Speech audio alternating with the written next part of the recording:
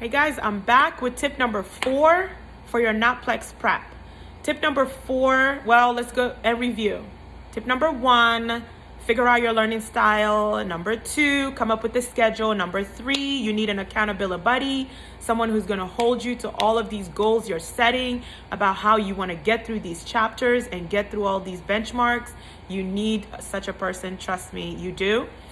The 4th tidbit is having a system of repetition. And this really applies to things like your brand generics and calculations, right? It's not enough for you to be good at getting the calculation questions correct. It's not. There is a time factor that's attached to the accuracy. And in order for you to make sure that you are not just accurate, but you are efficient as well, you're going to need to practice.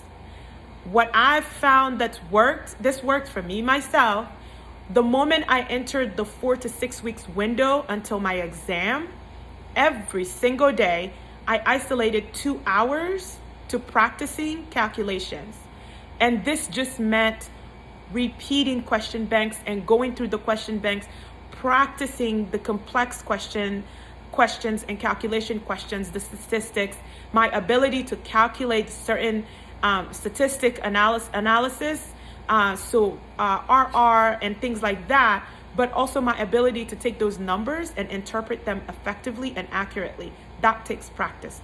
We don't use stats every day in our lives.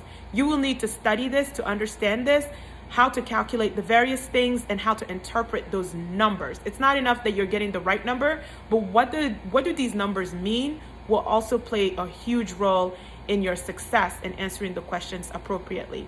So my advice with regards to this is repetition and practice, all of which again have to be factored into your schedule. You need to be able to read these questions quickly, accurately, and know exactly what step 1 is so you're ready to go the moment you've read the question fully. The only way that you get comfortable with this is by practice. Time is not something that you can sit there and hope that something comes to you.